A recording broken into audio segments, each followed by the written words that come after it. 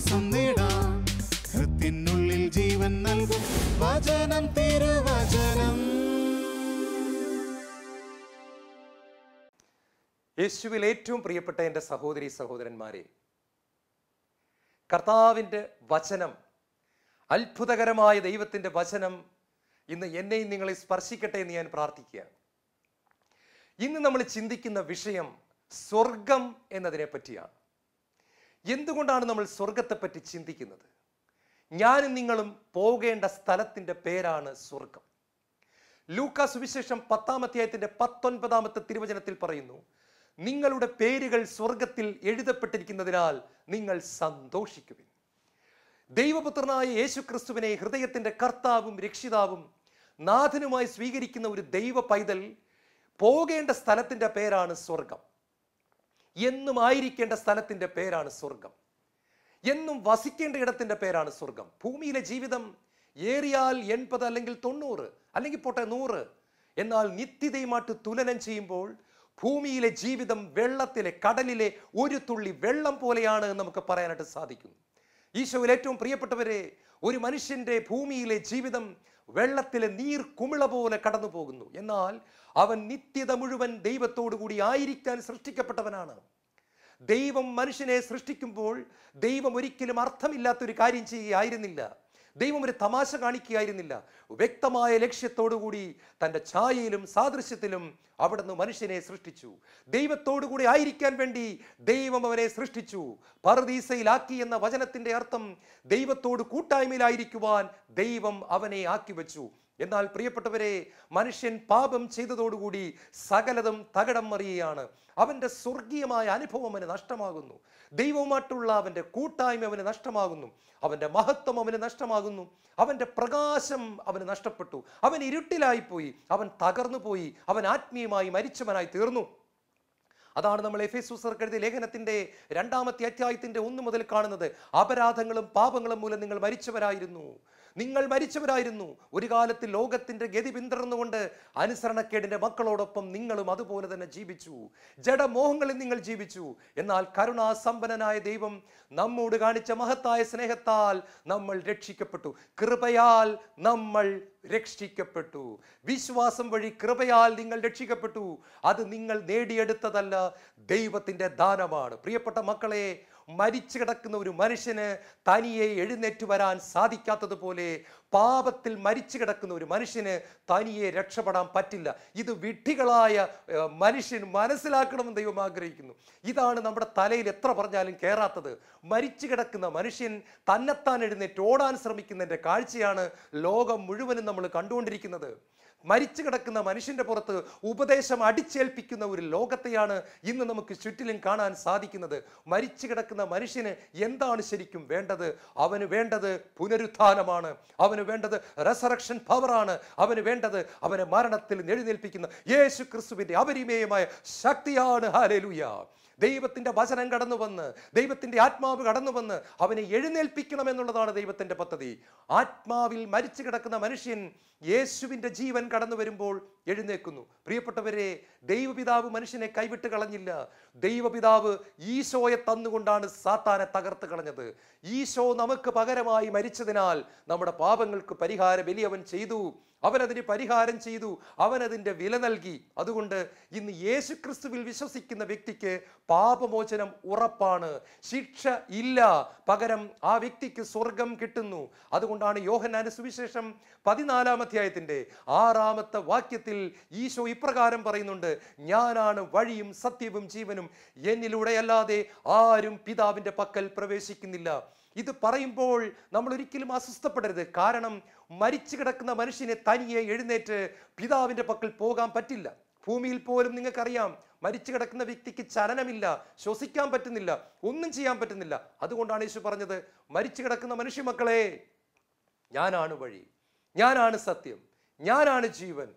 എന്നിലൂടെയല്ലാതെ നിങ്ങൾക്കൊരിക്കലും നിത്യജീവനിലേക്ക് പ്രവേശിക്കാൻ സാധ്യമല്ല. യോഹന്നാൻ എഴുതിയ 1-ാം ലേഖനത്തിൻ്റെ 5-ാമത്തെ അധ്യായത്തിൽ നമ്മൾ കാണുന്നുണ്ട്, ദൈവം നമുക്ക് അവിടുത്തെ പുത്രൻ നൽകി. പുത്രനെ സ്വന്തമാക്കിയവന് ജീവനുണ്ട്, നിത്യജീവനുണ്ട്. പുത്രനെ സ്വന്തമാക്കാത്തവന് ജീവൻ ഇല്ല. യേശുവാണ് വഴി, യേശുവാണ് മാർഗം. പിതാവിലേക്ക് ചെന്ന് മഹത്വം അനുഭവിക്കാനുള്ള, സ്വർഗം അനുഭവിക്കാനുള്ള വഴി യേശു ക്രിസ്തുവാണ്. പ്രിയപ്പെട്ട സഹോദരങ്ങളെ, സ്വർഗം ഒരു സ്ഥലമാണ്, ഒരു ആത്മീയ സ്ഥലമാണ് എന്ന് നമ്മൾ മനസ്സിലാക്കണം. ഒരു ആത്മാവിൻ്റെ ലോകത്തിലെ സ്ഥലമാണത്. അതുകൊണ്ടാണ് ഒലിവ് മലയിൽ നിന്നും യേശു സ്വർഗാരോഹണം ചെയ്തു കഴിഞ്ഞ് ശിഷ്യന്മാർ അത്ഭുതപ്പെട്ട് നിൽക്കുമ്പോൾ വെള്ള വസ്ത്രം ധരിച്ച 2 ദൂതന്മാർ അവരുടെ അടുത്ത് വന്ന് പറയുന്നുണ്ട്, ഹേ ഗലീലിയരെ, നിങ്ങൾ എന്തിനാണ് ആകാശത്തേക്ക് നോക്കി നിൽക്കുന്നത്? നിങ്ങളിൽ നിന്ന് സ്വർഗത്തിലേക്ക് സംവഹിക്കപ്പെട്ട യേശു സ്വർഗത്തിലേക്ക് പോയതുപോലെ തന്നെ വീണ്ടും മടങ്ങി വരും എന്ന് പറഞ്ഞാൽ ഒരു സ്ഥലത്തേക്കാണ് അവൻ പോയിരിക്കുന്നത്. ആത്മീയ ലോകത്തിലെ ഒരു സ്ഥലത്തേക്കാണ് അവൻ പോയിരിക്കുന്നത്. അവിടെ പോയതിനു ശേഷം അവൻ വീണ്ടും മടങ്ങി വരും. യേശു ഭൂമിയിലായിരുന്ന സമയത്ത് തൻ്റെ ശിഷ്യന്മാരോട് ഇപ്രകാരം പറയുന്നുണ്ട്. യോഹന്നാന്റെ സുവിശേഷം 14-ാം അധ്യായം 1 മുതൽ വാക്യങ്ങൾ വായിക്കുമ്പോൾ നമ്മൾ കാണുന്നു, നിങ്ങളുടെ ഹൃദയം അസ്വസ്ഥമാകേണ്ട, ദൈവത്തിൽ വിശ്വസിക്കുവിൻ, എന്നിലും വിശ്വസിക്കുവിൻ. എൻ്റെ പിതാവിൻ്റെ ഭവനത്തിൽ അനേക വാസസ്ഥലങ്ങളുണ്ട്. ഇല്ലായിരുന്നെങ്കിൽ ഞാൻ പോയി നിങ്ങൾക്ക് സ്ഥലമൊരുക്കുമെന്ന് പറയുമായിരുന്നു. ഞാൻ പോയി നിങ്ങൾക്ക് സ്ഥലമൊരുക്കി കഴിയുമ്പോൾ ഞാൻ ആയിരിക്കുന്ന സ്ഥലത്ത് നിങ്ങളും ആയിരിക്കേണ്ടതിന് ഞാൻ വീണ്ടും വന്ന് നിങ്ങളെ കൂട്ടിക്കൊണ്ടു പോകും.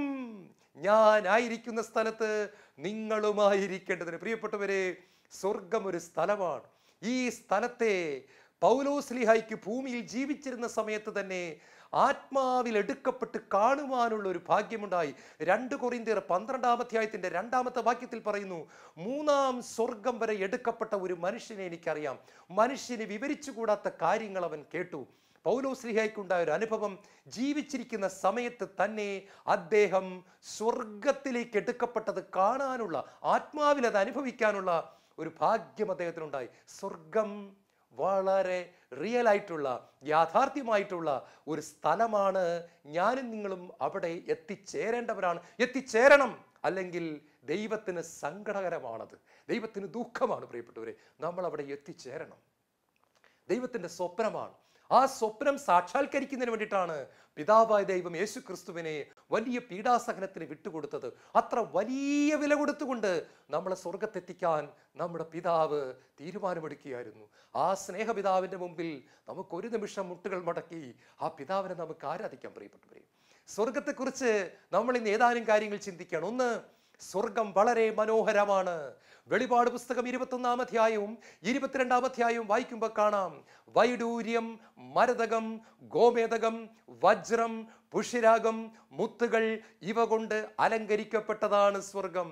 വീണ്ടും വെളിപാട് പുസ്തകത്തിൽ നമ്മൾ വ്യക്തമായിട്ട് കാണുന്നു, സ്വർഗത്തിലെ റോഡുകളെല്ലാം സ്വർണം കൊണ്ടുള്ളതാണ്. അതായത് സ്വർഗത്തിന്റെ പാതകൾ തങ്കം കൊണ്ടുണ്ടാക്കിയിരിക്കുന്നു. ഇത്രയേ ഉള്ളൂ. നമുക്ക് മനസ്സിലാക്കാൻ പറ്റുന്ന ഭാഷയിൽ ദൈവത്തിൻ്റെ പരിശുദ്ധാത്മാവ് സംസാരിക്കുകയാണ്. മനുഷ്യന് മനസ്സിലാക്കാൻ പറ്റുന്ന രീതിയിൽ അതിനെ ലളിതവൽക്കരിച്ച് കാണിച്ചു തരികയാണ്. സ്വർഗം മക്കളെ മനോഹരമാണ്. ഭൂമിയിലെ കാര്യങ്ങളിൽ നിങ്ങൾ ഉടക്കി നിൽക്കരുത് കേട്ടോ എന്ന് ദൈവം പറയുകയാണ്. ഭൂമിയിലെ കാര്യങ്ങളിൽ നിങ്ങളുടെ മനസ്സുടക്കി പെട്ടുപോകരുത്, അട്ടിമകളായി മാറരുത്. പകരം നിങ്ങൾ സ്വർഗത്തിലേക്ക് കണ്ണുകൾ ഉയർത്തി നിത്യതയെ ലക്ഷ്യം വെച്ചുകൊണ്ട് ജീവിക്കേണ്ടവരാണ്. ഇന്നത്തെ അവസ്ഥ ആലോചിച്ച് നോക്കിയേ പ്രിയപ്പെട്ടവരെ. എന്തിനു വേണ്ടിയിട്ടാണ് മനുഷ്യൻ ജീവിക്കുന്നത്? പണത്തെ ദൈവമാക്കിക്കൊണ്ട് ജീവിക്കുകയല്ലേ? ഊണിലും ഉറക്കത്തിലും പണം പണം പണം എന്ന് പറഞ്ഞ് മാത്രം ജീവിക്കുന്ന മനുഷ്യ, നീ നിത്യതയെപ്പറ്റി ചിന്തിക്കുന്നുണ്ടോ? അതാണ് കർത്താവ് ചോദിക്കുന്നത്. നീ ലോകം മുഴുവൻ നേടിയാലും നിന്റെ ആത്മാവ് നഷ്ടപ്പെട്ടാൽ എന്ത് പ്രയോജനം? അതേ പ്രിയപ്പെട്ടവരെ, സ്വർഗം വളരെ മനോഹരമാണ്. ഇതിനെപ്പറ്റി വിശുദ്ധ അന്തോനീസ് പറയുന്നത് ഇങ്ങനെയാണ്, ഈ ഭൂമി മനുഷ്യന് കുറച്ചു കാലത്തേക്ക് മാത്രം ജീവിക്കുവാൻ ദൈവം സൃഷ്ടിച്ച ഈ ഭൂമി ഇത്രമാത്രം മനോഹരമാണെങ്കിൽ സ്വർഗം എത്ര മനോഹരമായിരിക്കും. പിതാവിന്റെ പ്രകാശം 10,000 സൂര്യനേക്കാൾ പ്രകാശമുള്ള നമ്മുടെ സ്വർഗത്തിലെ പിതാവ് വസിക്കുന്ന സ്ഥലം എത്ര മനോഹരമായിരിക്കും. ഓ, ഇറ്റ്സ് എ ഗ്ലോറിയസ് പ്ലേസ്. മനോഹരമായ ഒരു സ്ഥലം പ്രിയപ്പെട്ടവരെ, അവാച്യമാണത്. പൗലോസിന് വാക്കുകൾ കിട്ടുന്നില്ല. മനുഷ്യൻ കണ്ടുപിടിച്ച ലാംഗ്വേജ് അവന് പറ്റുന്നില്ല. ആ ഭാഷയിൽ സ്വർഗത്തെ വിവരിക്കാൻ അവനെ കൊണ്ട് സാധിക്കുന്നില്ല. അതുകൊണ്ട് പൗലോസ് പറയുകയാണ്, മനുഷ്യന് വിവരിച്ചു കൂടാൻ പറ്റാത്ത കാര്യങ്ങൾ അവൻ കേട്ടു. 2, സ്വർഗം ആഴമേറിയ കൂട്ടായ്മയുടെ സ്ഥലമാണ്. നമ്മൾ ഉൽപ്പത്തി പുസ്തകത്തിൽ ഇങ്ങനെ വായിക്കുന്നുണ്ട്, വെയിലാറിയ സമയത്ത് ഏദൻ തോട്ടത്തിൽ ആദത്തോടും ഹവയോടുമൊപ്പം ഉലാത്തുവാനായി ദൈവം വന്നു എന്ന് പറഞ്ഞാൽ മനസ്സിലാകുന്ന ഭാഷയിൽ പറഞ്ഞെങ്ങനെ ഇരിക്കും. നമ്മൾ നമ്മുടെ 2 വയസ്സുള്ള കുഞ്ഞുമായി വൈകുന്നേരങ്ങളിൽ നമ്മുടെ വീടിൻ്റെ മുറ്റത്തുകൂടെ ആ കുഞ്ഞിക്കൈകൾ പിടിച്ച് കൊഞ്ചി കൊഞ്ചി വരുന്ന നമ്മുടെ കുഞ്ഞിനെ കൈകളിൽ പിടിച്ചുകൊണ്ട് നമ്മൾ വീട്ടിൻ്റെ മുറ്റത്ത് കൂടെ നടക്കുന്നത് ഒന്ന് ഭാവനയിൽ കണ്ടു നോക്കുക. ഇതേ വചനമാണ് അവിടെ ഉപയോഗിച്ചിരിക്കുന്നത്. തൻ്റെ മക്കളോടൊപ്പം ഉലാത്തുവാൻ ഓരോ ദിവസവും വെയിലാറുന്ന സമയത്ത് പിതാവായ ദൈവം ഏദൻ തോട്ടത്തിൽ കടന്നു വന്നു. പ്രിയപ്പെട്ടവർ, ഇതിൻ്റെ ആത്മീയ അർത്ഥം ഇതാണ്. ആദവും ഹവ്വയും വൈകുന്നേരം സന്ധ്യാപ്രാർത്ഥന നടത്തുമായിരുന്നു എന്ന് ഞാൻ വിശ്വസിക്കുന്നു. അവരുടെ കുടുംബ പ്രാർത്ഥനയാണ് വെയിലാറുന്ന സമയത്ത്.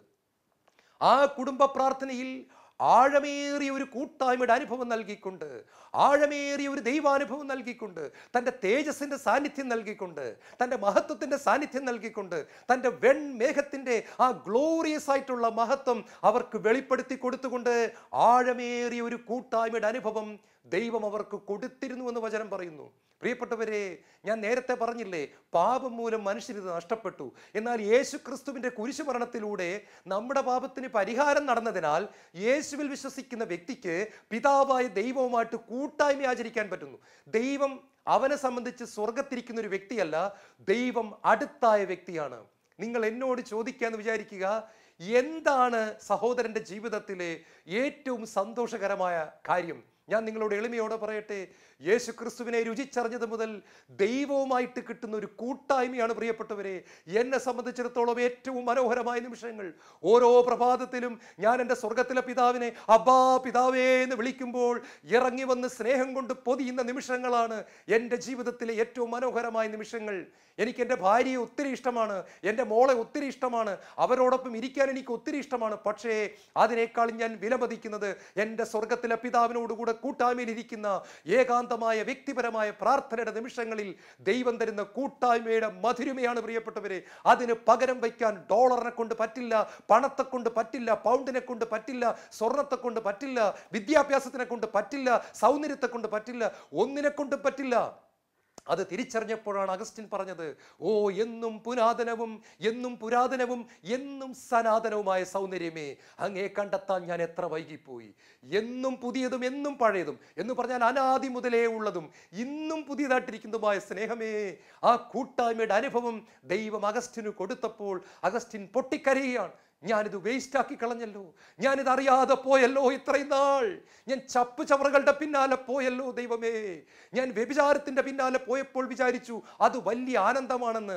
എന്നാൽ ദൈവമേ, നിന്റെ കൂട്ടായ്മയുടെ മാധുര്യം അനുഭവിച്ചറിയുമ്പോൾ ഞാൻ മനസ്സിലാക്കുന്നു, ഞാൻ ഇത്രയും നാൾ വേസ്റ്റാണ് തിന്നുകൊണ്ടിരുന്നത്, ഞാൻ ഇത്രയും നാൾ ചപ്പു ചവറിന്റെ പുറകെയാണ് ഓടിക്കൊണ്ടിരുന്നത്. ദൈവമേ, ഞാൻ നിന്നെ രുചിച്ചറിയുന്നു. പ്രിയപ്പെട്ട മക്കളെ, യേശു ക്രിസ്തുവിലൂടെ നമുക്ക് കിട്ടുന്ന ഏറ്റവും വലിയ ഭാഗ്യം എന്ന് പറയുന്നത് ദൈവത്തിന്റെ സാന്നിധ്യമാണ്. 16-ാം സങ്കീർത്തനത്തിൽ നമ്മൾ വായിക്കുന്നുണ്ട്, in your presence there is a fullness of joy. അങ്ങയുടെ സന്നിധിയിൽ സന്തോഷത്തിന്റെ പൂർണ്ണതയുണ്ട്. ആ സന്നിധിയിൽ ദൈവത്തിൻ്റെ അനുഭവിക്കാൻ പറ്റുന്ന സാന്നിധ്യം, ദൈവത്തിൻ്റെ രുചിച്ചറിയാൻ പറ്റുന്ന സാന്നിധ്യം, ദൈവത്തെ നമുക്ക് റിയലായിട്ട് യാഥാർത്ഥ്യവാനായി അനുഭവിക്കാൻ പറ്റുന്ന തരത്തിലുള്ള ഒരു കൂട്ടായ്മയുടെ അനുഭവം യേശുവിലൂടെ നമുക്ക് ലഭിക്കുന്നു. എങ്കിലും ഞാൻ പറയട്ടെ, ഇതിൻ്റെ പൂർണ്ണത ഭൂമിയിലായിരിക്കുമ്പോൾ നമുക്ക് കിട്ടുന്നില്ല. കാരണം നമ്മളിൽ ഇപ്പോഴും പാപത്തിൻ്റെ അംശമുണ്ട്. ഏത് വിശുദ്ധന്റെ ജഡത്തിലും പാപമുണ്ട്. എന്നാൽ മരണത്തിലൂടെ നമ്മുടെ ആത്മാവ് ശരീരത്തിൽ നിന്ന് വിട്ടുമാറി സ്വർഗത്തെത്തിക്കഴിയുമ്പോൾ ദൈവവുമായിട്ട് നമുക്ക് വലിയൊരു കൂട്ടായ്മ ലഭിക്കുന്നു. സ്വർഗമെന്ന് പറയുന്നത് പരിപൂർണമായ കൂട്ടായ്മയുടെ സ്ഥലമാണ്. വീണ്ടും സ്വർഗമെന്ന് പറയുന്നത് പ്രിയപ്പെട്ടവരെ സന്തോഷത്തിന്റെ സ്ഥലമാണ്. വെളിപാട് പുസ്തകം 21-ാം അധ്യായത്തിന്റെ 4-ാമത്തെ തിരുവചനത്തിൽ ഇങ്ങനെ പറയുന്നു, അവിടെ നിന്ന് അവരുടെ മിഴികളിൽ നിന്ന് കണ്ണുനീരെല്ലാം തുടച്ചു മാറ്റും. ഇനി മുറവിളി ഉണ്ടായിരിക്കില്ല, ഇനി ദുഃഖമുണ്ടായിരിക്കില്ല, ഇനി വേദന ഉണ്ടായിരിക്കില്ല, പഴയതെല്ലാം കടന്നു പോയിരിക്കുന്നു. അവിടെ നിന്ന് അവരുടെ കണ്ണുകളിൽ നിന്ന് കണ്ണുനീർ തുടച്ചു മാറ്റും. ഇനി കരയത്തില്ല. ഇത് ഏതവസ്ഥയെ പറ്റിയാണ് പറയുന്നത്? ഭൂമിയിൽ നമ്മൾ എത്ര നാൾ ജീവിച്ചിരുന്നാലും ഇടയ്ക്കൊക്കെ കരയേണ്ടി വരത്തില്ലേ? ഇടയ്ക്കൊക്കെ സങ്കടകരമായ അനുഭവം ഉണ്ടാകത്തില്ലേ? ഉണ്ടാകും. ഏത് വിശുദ്ധനായ വ്യക്തിക്കും ഉണ്ടാകും, മാർപ്പാപ്പയ്ക്കും ഉണ്ടാകുന്നുണ്ട്, അൽഫോൻസാമയ്ക്കും ഉണ്ടായിട്ടുണ്ട്, എല്ലാവർക്കും ഉണ്ടാകുന്നുണ്ട്. എന്നാൽ ഇപ്പോൾ നമ്മൾ അൽഫോൻസാമയോട് ചോദിച്ച്, അൽഫോൻസാമ എങ്ങനെയുണ്ട്? അൽഫോൻസാമ വിവരിക്കാൻ പറ്റുന്നില്ല. എൻ്റെ കണ്ണുകളിൽ നിന്ന് കണ്ണുനീരെല്ലാം നാഥൻ തുടച്ചു മാറ്റി. ഇന്ന് ഞാൻ ആനന്ദത്തിന്റെ പൂർണ്ണതയിലാണ്, ഇന്ന് ഞാൻ സന്തോഷത്തിന്റെ പൂർണ്ണതയിലാണ്. പ്രിയപ്പെട്ട സഹോദരങ്ങളെ, നിങ്ങൾ എപ്പോഴും സന്തോഷിക്കുമെന്ന് പൗലോസ്ലീഹ ഫിലിപ്പി ലേഖനത്തിൽ 14 തവണയാണ് ആവർത്തിച്ചിരിക്കുന്നത്. ഞാൻ വിശ്വസിക്കുന്നത് ഇങ്ങനെയാണ്: യേശുക്രിസ്തുവിന് ജീവിതം കൊടുത്ത് പാപങ്ങൾ ഏറ്റുപറഞ്ഞ് ജീവിക്കുന്ന ഒരു വ്യക്തിക്ക്, പരിശുദ്ധാത്മാവിന്റെ അഭിഷേകത്തിൽ ജീവിക്കുന്ന വ്യക്തിക്ക്, ആത്മാവിന്റെ നിറവിൽ ജീവിക്കുന്ന ഒരു വ്യക്തിക്ക്, ദൈവത്തിന്റെ ആത്മാവിനാൽ നയിക്കപ്പെടുന്ന ഒരു വ്യക്തിക്ക് എപ്പോഴും സന്തോഷിക്കുവാനായിട്ട് സാധിക്കും. എങ്കിലും ഞാൻ പറയട്ടെ, ഈ സന്തോഷത്തിന്റെ പൂർണ്ണത നമുക്ക് ലഭിക്കുന്നത് സ്വർഗത്തിലെത്തുമ്പോൾ മാത്രമാണ്. അതുകൊണ്ടാണ് സ്വർഗത്തെക്കുറിച്ച് ചിന്തിക്കണമെന്ന് യേശുക്രിസ്തു നമ്മോട് ആവശ്യപ്പെടുന്നത്. കാരണം ഭൂമിയെക്കുറിച്ച് മാത്രം ചിന്തിച്ചുകൊണ്ടിരുന്നാൽ നമ്മൾ ഭൗമികരായി മാറും. കൊളോസ്യർ എഴുതിയ ലേഖനം 3-ാം അധ്യായത്തിന്റെ 1 മുതൽ വായിക്കുമ്പോൾ കാണാം, ഭൂമിയിലുള്ള കാര്യങ്ങളിലല്ല ക്രിസ്തു വസിക്കുന്ന ഉന്നതത്തിലുള്ളവയെ അന്വേഷിക്കുവിൻ. ഭൂമിയിലുള്ള കാര്യങ്ങളിലല്ല. ഇവിടെ നമുക്കൊരു ജോലി ചെയ്യാനുണ്ട്, കുടുംബത്തെ പുലർത്താനുണ്ട്, കുടുംബത്തെക്കുറിച്ചുള്ള ഉത്തരവാദിത്തങ്ങളുണ്ട്, ലോകത്തോട് ചില ഉത്തരവാദിത്തമുണ്ട്, സൊസൈറ്റിയോട് ചില ഉത്തരവാദിത്തങ്ങളുണ്ട്, നമ്മുടെ സഭയോട് ഉത്തരവാദിത്തങ്ങളുണ്ട്. ഇതെല്ലാം നിർവഹിക്കുമ്പോഴും നമ്മുടെ നോട്ടം മുകളിലേക്കായിരിക്കണം. നമ്മൾ ചെന്നെത്തേണ്ട സ്ഥലം അതാണ്. എന്നും നമ്മൾ വസിക്കേണ്ട സ്ഥലം ഇതാണ്. വീണ്ടും സ്വർഗം സ്നേഹത്തിന്റെ പൂർണ്ണതയുടെ സ്ഥലമാണ്. സ്നേഹത്തിന്റെ അധ്യായം എന്നറിയപ്പെടുന്ന 1 കൊരിന്ത്യർ 13-ാം അധ്യായം ആരംഭിക്കുന്ന ഇങ്ങനെയാണ്: ഞാൻ മനുഷ്യരുടെയും മാലാഖമാരുടെയും ഭാഷകളിൽ സംസാരിച്ചാലും എനിക്ക് സ്നേഹമില്ലെങ്കിൽ ഒന്നുമില്ല. ഞാൻ മുഴങ്ങുന്ന ചേങ്ങലയാണ്, ചിലമ്പുന്ന കൈത്താളമാണ്. പ്രവചനവരങ്ങൾ ഉണ്ടാകാം, എല്ലാ അത്ഭുതവരങ്ങളും ഉണ്ടാകാം, സ്നേഹമില്ലെങ്കിൽ എനിക്കൊന്നുമില്ല. 1 കൊരിന്ത്യർ 13-ാം അധ്യായത്തിന്റെ 4 മുതൽ 8 വരെയുള്ള തിരുവചനങ്ങൾ വായിക്കുമ്പോൾ കാണുന്നു, സ്നേഹം ദീർഘക്ഷമയും ദയയും ഉള്ളതാണ്. സ്നേഹം അസൂയപ്പെടുന്നില്ല, സ്നേഹം അഹങ്കരിക്കുന്നില്ല, സ്നേഹം അനുചിതമായി പെരുമാറുന്നില്ല, സ്നേഹം ആത്മപ്രശംസ ചെയ്യുന്നില്ല, സ്നേഹം കോപിക്കുന്നില്ല, അത് വിദ്വേഷം പുലർത്തുന്നില്ല, അത് അനീതിയിൽ സന്തോഷിക്കുന്നില്ല, അത് സത്യത്തിൽ ആഹ്ലാദം കൊള്ളുന്നു, സ്നേഹം സകലതും സഹിക്കുന്നു, സ്നേഹം സകലതും വിശ്വസിക്കുന്നു, സ്നേഹം സകലത്തെയും അതിജീവിക്കുന്നു, സ്നേഹം ഒരിക്കലും പരാജയപ്പെടുന്നില്ല, സ്നേഹം ഒരിക്കലും അവസാനിക്കുന്നില്ല. പ്രിയപ്പെട്ടവരെ, ഈ ബൈബിൾ ഭാഗം വായിച്ചിട്ട് ഞാൻ പലപ്പോഴും കർത്താവിനോട് ചോദിച്ചിട്ടുണ്ട്, കർത്താവേ, ഇതുപോലെ അനുസരിക്കാൻ ആരെ കൊണ്ട് സാധിക്കും ഭൂമിയിൽ വെച്ച്? അൽഫോൻസാമയ്ക്കൊക്കെ ഒരു പരിധിവരെ ഏതാണ്ട് പറ്റിയിട്ടുണ്ടെന്ന് ഞാൻ വിശ്വസിക്കുന്നു. എങ്കിലും സാധാരണ നമുക്ക് ഈ സ്നേഹത്തിന്റെ പൂർണ്ണ അളവ് എവിടെ കിട്ടും? പ്രിയപ്പെട്ടവരെ, ഒരു സംഭവം വായിച്ചത് ഓർക്കുകയാണ്. മന്ദബുദ്ധികളായ കുഞ്ഞുങ്ങൾ പഠിക്കുന്ന ഒരു സ്കൂള്, ആ സ്കൂളിൽ വാർഷികം നടക്കുകയാണ്. ആ വാർഷികത്തോടനുബന്ധിച്ച് ഓട്ട മത്സരം നടക്കുകയാണ്. ഓടാനായിട്ട് പ്രിയപ്പെട്ടവരെ 8 കുഞ്ഞുങ്ങൾ ഫൈനൽ റൗണ്ടിൽ എത്തി നിൽക്കുകയാണ്. മത്സരം കാണാൻ 100 കണക്കിന് ജനങ്ങൾ, ഈ കുഞ്ഞുങ്ങളുടെ മാതാപിതാക്കളും ബന്ധുക്കളും സുഹൃത്തുക്കളും അവിടുത്തെ വികാരിച്ചനും ബഹുമാനപ്പെട്ട സിസ്റ്റേഴ്സും എല്ലാവരും ഒക്കെ എത്തിയിട്ടുണ്ട്. അങ്ങനെ ആ സ്കൂളിന്റെ ഗാലറിയിൽ മുഴുവൻ ആളുകൾ ഇവരെ കൈയടിച്ച് പ്രോത്സാഹിപ്പിക്കുകയാണ്. ഓട്ടം തുടങ്ങാനുള്ള വിസിൽ മുഴങ്ങി. കുഞ്ഞുങ്ങൾ വാശിയോടെ ഓടുകയാണ്. 8 പേരും വാശിക്ക് ഓടുകയാണ്. അപ്പോൾ ഒരു മിടുമിടുക്കൻ എല്ലാവരെയും തോൽപ്പിച്ചുകൊണ്ട് ഓടുകയാണ്. ബുദ്ധി വളർന്നിട്ടില്ലാത്ത കുഞ്ഞുങ്ങളാണെന്ന് ഓർക്കണം, മന്ദബുദ്ധികളായ കുഞ്ഞുങ്ങളാണെന്ന് ഓർക്കണം. വാശിക്കോടുന്ന കൂട്ടത്തിൽ ഏറ്റവും പുറകിൽ ഓടിക്കൊണ്ടിരുന്ന ബാലൻ, അവന്റെ കാല് ഒന്ന് ഇടറി, പാദങ്ങൾ ഇടറി, അവൻ കമിഴ്ന്നടിച്ച് ഗ്രൗണ്ടിലേക്ക് ഒരു നിലവിളിയോടെ വീണു. അയ്യോ എന്ന് നിലവിളിച്ചുകൊണ്ട് അവൻ താഴേക്ക് വീണു. പ്രിയപ്പെട്ടവരെ, അവന്റെ മുൻപായി ഓടിക്കൊണ്ടിരുന്ന 7 കുഞ്ഞുങ്ങളും പുറകോട്ട് തിരിഞ്ഞു നോക്കി. അവർ ഒരു കാഴ്ച കണ്ടു. തങ്ങളുടെ കൂടെ സ്കൂളിൽ പഠിക്കുന്ന തങ്ങളുടെ കൂട്ടുകാരൻ കമിഴ്ന്നടിച്ച് കിടക്കുകയാണ്. മത്സരമാണെന്ന് അവർ ഓർത്തില്ല, സമ്മാനം കിട്ടേണ്ടതാണെന്ന് അവർ ഓർത്തില്ല. അവർ 7 പേരും അവരുടെ ഓട്ടം അവിടെ വെച്ച് നിർത്തി. അവർ പുറകോട്ടോടാൻ തുടങ്ങി. ആർക്കും കാര്യം മനസ്സിലായില്ല. ആളുകൾ അത്ഭുതപ്പെട്ടിരിക്കുകയാണ്, എന്തായി പിള്ളേർ കാണിക്കുന്നത്? അവർ 7 പേരും പുറകോട്ടോടാൻ തുടങ്ങി. എന്നിട്ട് അവർ വന്ന് വീണ് കിടക്കുന്ന അവരുടെ കൂട്ടുകാരനെ 2 കരങ്ങളിലും പിടിച്ച് എഴുന്നേൽപ്പിച്ചു. എന്നിട്ട് അവർ 8 പേരും കൂടെ ഒറ്റ ലൈനാട്ട് നിന്നു, ഒറ്റ നിരയാട്ട് നിന്നു. പിന്നീട് അവർ കാലുകൾ ഇടറിപ്പോയി ആ ബാലനെ കൈക്ക് പിടിച്ച്, ഓടാൻ പറ്റാത്ത ബാലന്റെ കൈക്ക് പിടിച്ച് അവർ 8 പേരും കൂടെ ഒരുമിച്ച് നടക്കാൻ തുടങ്ങി. ഇവിടെ ആർക്കും 1-ാം സ്ഥാനമില്ല, ആർക്കും 2-ാം സ്ഥാനമില്ല, ആർക്കും 3-ാം സ്ഥാനമില്ല, എല്ലാവർക്കും 1-ാം സ്ഥാനം. 8 പേരും കൂടെ ഒരുമിച്ച് നടന്ന് റിബൺ മുറിച്ച്, നാട മുറിച്ച് അവർ മുൻപിലേട്ട് പോകുമ്പോൾ കരയാത്തവരാട്ട് ആരും ഉണ്ടായിരുന്നില്ല. കൈയടിച്ചുകൊണ്ടിരുന്ന ജനക്കൂട്ടം പെട്ടെന്ന് കണ്ണുകൾ നിറഞ്ഞൊഴുകുന്നവരായി തീർന്നു. പ്രിയപ്പെട്ട മക്കളെ, അവർക്ക് ബുദ്ധിക്കേ വളർച്ചയില്ലായിരുന്നുള്ളൂ, അവരുടെ ഹൃദയം വളരെ വികസിച്ചതായിരുന്നു. അവരുടെ ഹൃദയത്തിൽ സ്നേഹമുണ്ടായിരുന്നു. ബുദ്ധിയുണ്ട് എന്ന് അവകാശപ്പെടുന്ന മനുഷ്യർ എപ്പോഴും എങ്കിലും ഇങ്ങനെ ചെയ്യാറുണ്ടോ? കൂടെ പഠിക്കുന്ന കുഞ്ഞുങ്ങൾ ഒരു സംശയം ചോദിച്ചാൽ പോലും പറഞ്ഞു കൊടുക്കാൻ മടിക്കുന്ന ബുദ്ധിയുള്ള കുട്ടികളെ ഞാൻ കണ്ടിട്ടുണ്ട്. എങ്ങാനും സംശയം പറഞ്ഞു കൊടുത്താൽ എൻ്റെ റാങ്ക് പോകുമോ എന്ന് പേടിച്ച് സ്വാർത്ഥത മാത്രമായി പോകുന്ന കുഞ്ഞുങ്ങൾ, അതിനെ താലോലിപ്പിക്കുന്ന പ്രോത്സാഹിപ്പിക്കുന്ന മാതാപിതാക്കൾ, എന്ത് ചെയ്താലും സാരമില്ല, ഒന്നാം സ്ഥാനത്തെത്തിയാൽ മതി, മറ്റുള്ളവനെ ചവിട്ടിയും തൊഴിച്ചും കൊന്നാലും സാരമില്ല എന്ന് പഠിപ്പിക്കുന്ന ഒരു കൾച്ചർ. പ്രിയപ്പെട്ടവർ, ഇത് അപകടമാണ്.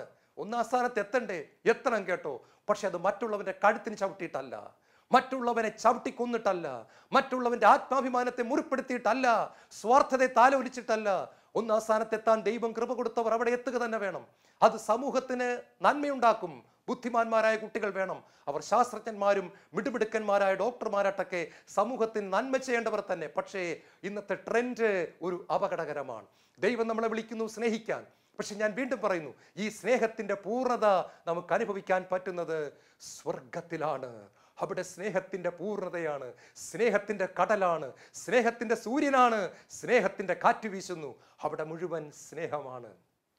ഇതാ പ്രിയപ്പെട്ടവരെ, വീണ്ടും നമ്മൾ സ്വർഗത്തെപ്പറ്റി ചിന്തിക്കുമ്പോൾ സ്വർഗത്തെപ്പറ്റി നമ്മൾ കാണുന്നത് ഇപ്രകാരമാണ്. അത് വലിയ സ്തുതിപ്പിന്റെ സ്ഥലമാണ്, വലിയ ഒരു സ്തുതിപ്പിന്റെ സ്ഥലമാണത്. നമ്മൾ വെളിപാട് പുസ്തകം 19-ാം അധ്യായം അതിന്റെ 6-ാമത്തെ തിരുവചനത്തിൽ നമ്മൾ ഇപ്രകാരം കാണുന്നു. വലിയ ജനക്കൂട്ടത്തിന്റെയും പെരുവെള്ളത്തിന്റെയും ഗംഭീരമായ ഇടിമുഴക്കത്തിന്റെയും പോലെ ഒരു ശബ്ദം ഞാൻ കേട്ടു. ഹല്ലേലൂയ. വലിയ ജനക്കൂട്ടത്തിന്റെയും പെരുവെള്ളത്തിന്റെയും ഗംഭീരമായ ഇടിമുഴക്കത്തിന്റെയും പോലെ ഒരു ശബ്ദം ഞാൻ കേട്ടു. ഹല്ലേലൂയ എന്ന് പറഞ്ഞാൽ സ്വർഗത്ത് വലിയ സ്തുതിപ്പ് നടക്കുകയാണ്.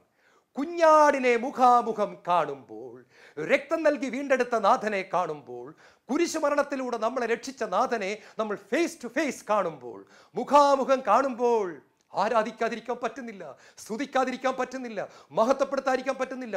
കോടിക്കണക്കിന് വരുന്ന ജനസമൂഹം, മനുഷ്യന്റെ ഉൽപ്പത്തി മുതൽ വെളിപാട് വരെയുള്ള കാലഘട്ടം, കോടിക്കണക്കിന് ജനങ്ങൾ, ആഫ്രിക്കയിൽ നിന്ന് വരുന്നവർ, അമേരിക്കയിൽ നിന്ന് വരുന്നവർ, ഓസ്ട്രേലിയയിൽ നിന്ന് വരുന്നവർ, ന്യൂസിലാൻഡിൽ നിന്ന് വരുന്നവർ, ഗൾഫ് രാജ്യങ്ങളിൽ നിന്ന് വരുന്നവർ, യൂറോപ്പിൽ നിന്ന് വരുന്നവർ, ഏഷ്യയിൽ നിന്ന് വരുന്നവർ, എല്ലാവരും ചേർന്ന് ദൈവത്തെ സ്തുതിക്കുകയാണ്. വെറും സ്തുതിപ്പല്ല, ജനക്കൂട്ടത്തിന്റെയും പെരുവെള്ളത്തിന്റെയും ഗംഭീര ഇടിമുഴക്കത്തിന്റെയും പോലെ ഒരു ശബ്ദം ഞാൻ കേട്ടു. പ്രിയപ്പെട്ട സഹോദരങ്ങളെ, എന്താണ് ഇതിന്റെ അർത്ഥം എന്നറിയാമോ?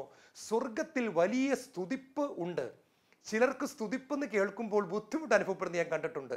എൻ്റെ വിശ്വാസം അത് അറിവില്ലായ്മയാണ്. ഞാൻ പൂർണ്ണമായിട്ടും വിശ്വസിക്കുന്ന പ്രിയപ്പെട്ടവരെ, നമ്മൾ ഏകാന്തതയിൽ പ്രാർത്ഥിക്കുമ്പോൾ സൈലൻസിൽ പ്രാർത്ഥിക്കുന്ന നല്ലതാണ്. പക്ഷെ ദൈവമക്കൾ ഒന്നിച്ചു ചേരുന്ന സ്ഥലത്ത് പാട്ടുണ്ട്, കയ്യടിയുണ്ട്, ആരാധനയുണ്ട്, തുള്ളിച്ചാട്ടമുണ്ട്, വേർഷിപ്പുണ്ട്. കാരണം അത് സഭ ഒന്നിച്ചു ചേരുകയാണ്, ദൈവമക്കൾ ഒന്നിച്ചു ചേരുകയാണ്. അവിടെ ആരാധനയുണ്ട്, അവിടെ സ്തുതിപ്പുണ്ട്, അവിടെ എല്ലാം ഉണ്ട്. സ്വർഗം വലിയ സ്തുതിപ്പിന്റെ സ്ഥലമാണ്. അവിടെ നമുക്ക് മിണ്ടാതിരിക്കാൻ പറ്റില്ല. നമ്മൾ ദൈവത്തെ സ്തുതിച്ചു പോകും. അവിടുത്തെ നന്മകൾ കാണുമ്പോൾ നമ്മൾ സ്തുതിച്ചു പോകും. നിർബന്ധത്താൽ വഴങ്ങിയല്ല, സ്നേഹത്താൽ പ്രേരിതരായി നമ്മൾ സ്തുതിച്ചു പോകും. നിർബന്ധത്താലല്ല, സ്നേഹത്താൽ പിടിക്കപ്പെട്ടവരായി നമ്മൾ സ്തുതിച്ചു പോകുന്നു. വലിയൊരു അനുഭവമാണ്. ഇവിടെ വെച്ച് തന്നെ നമ്മൾ ദൈവത്തെ സ്തുതിച്ച് നമ്മൾ പ്രാക്ടീസ് ചെയ്യണം. കാരണം അവിടെ പോയി നമ്മൾ സ്തുതിക്കാനുള്ളവരാണ്. അവസാനമായി, സ്വർഗം ദൈവ സാന്നിധ്യത്തിന്റെ പൂർണ്ണത തരുന്ന സ്ഥലമാണ്. ഞാൻ നേരത്തെ നിങ്ങളോട് പറഞ്ഞു, നമുക്ക് ഭൂമിയിൽ വെച്ച് ദൈവം തരുന്ന ഏറ്റവും വലിയൊരു അനുഗ്രഹം ദൈവത്തിന്റെ സാന്നിധ്യമാണ്. അതിൻ്റെ പൂർണ്ണത നമുക്ക് അനുഭവിക്കാൻ പറ്റുന്നത് പ്രിയപ്പെട്ട സഹോദരങ്ങളെ സ്വർഗത്താണ്. അവിടെ കർത്താവിൻ്റെ സാന്നിധ്യത്തിൽ നമ്മൾ നിത്യത മുഴുവൻ ആനന്ദത്തോടെ പിതാവിൻ്റെ മുഖം കണ്ട് ആനന്ദ കണ്ണീർ പൊഴിച്ച് ജീവിക്കേണ്ടവരാണ്. നമ്മൾ ദൈവത്തിൻ്റെ മകനും മകളുമാണ്. നമ്മൾ ദൈവത്തിൻ്റെ പൊന്നോമന മക്കളാണ്. നമ്മൾ നശിച്ചു പോകേണ്ടവരല്ല, നമ്മൾ നരകത്ത് പോകേണ്ടവർ അല്ല. മത്തായി സുവിശേഷം 25-ാം അധ്യായത്തിൻ്റെ 42-43 വചനം നിങ്ങൾ വായിച്ചു നോക്കിക്കേ. അവിടെ നമുക്ക് കാണാൻ സാധിക്കുന്നു, പിശാചിനും അവൻ്റെ ദൂതന്മാർക്കും വേണ്ടി സൃഷ്ടിക്കപ്പെട്ട സ്ഥലമാണ് നരകം. ഞാനും നിങ്ങളും പോകേണ്ട സ്ഥലമല്ല നരകം. പിന്നെ നമ്മൾ എങ്ങനെയാ നരകത്ത് പോകുന്നത്? എനിക്ക് പാപം മതി, പാപത്തിന്റെ അപ്പനായ പിശാച് മതി, അപ്പന്റെ വീടായ നരകം മതി എന്ന് ഒരു മനുഷ്യൻ നിർബന്ധം പിടിച്ചാൽ, നിന്റെ ഇഷ്ടം അങ്ങനെയാണെങ്കിൽ പൊയ്ക്കോ മോനെ, പൊയ്ക്കോ മോളെ എന്ന് പറഞ്ഞുകൊണ്ട് ദൈവപിതാവ് സങ്കടത്തോടെ കൈമലർത്തി നിൽക്കുന്ന രംഗം അന്ന് നമുക്ക് കാണേണ്ടി വരും. പക്ഷെ ദൈവം നമുക്ക് വേണ്ടി നരകം സൃഷ്ടിച്ചിട്ടില്ല. ദൈവം നമുക്ക് വേണ്ടി സ്വർഗമൊരുക്കി കാത്തിരിക്കുകയാണ്. ഞാൻ പോയി സ്ഥലമൊരുക്കി കഴിയുമ്പോൾ വീണ്ടും വന്ന് നിങ്ങളെ കൊണ്ടുപോകുമെന്നാണ് നാഥൻ പറഞ്ഞിരിക്കുന്നത്. അതുകൊണ്ട് പ്രിയപ്പെട്ട മക്കളെ, ഒരു തരത്തിലും നമ്മൾ ആകുലരാകരുത്. യേശു ക്രിസ്തുവിൽ വിശ്വസിക്കുന്ന ഒരു വ്യക്തിക്ക് സ്വർഗം ഉറപ്പാണ്. ലൂക്കാ 10:19 നമ്മൾ പാപങ്ങൾ യേശുവിനോട് ഏറ്റു പറഞ്ഞിട്ടുണ്ടെങ്കിൽ ഈ വാഗ്ദാനം നമുക്കുള്ളതാണ്. നിങ്ങളുടെ പേരുകൾ സ്വർഗത്തിൽ എഴുതപ്പെട്ടിരിക്കുന്നു, അതിനാൽ നിങ്ങൾ സന്തോഷിക്കുവിൻ. കണ്ണുകളടയ്ക്കാം, പ്രാർത്ഥിക്കാം. കർത്താവേ, ഞാനൊരു പാപിയാണ്, എങ്കിലും ഞാൻ പാപങ്ങൾ ഏറ്റു പറഞ്ഞപ്പോൾ അങ്ങയുടെ പരിശുദ്ധമായ രക്തം എന്നെ കഴുകിയല്ലോ കർത്താവേ. ആ രക്തം എന്നെ വീണ്ടെടുത്തല്ലോ, എൻ്റെ പേര് സ്വർഗത്ത് എഴുതിയല്ലോ കർത്താവേ. അങ്ങേക്ക് നന്ദി പറയുന്നു. യേശുവേ സ്തോത്രം, യേശുവേ നന്ദി. അങ്ങയുടെ കൃപയാൽ എന്നെ ലക്ഷ്യത്തെത്തിക്കണമേ. ആമേൻ.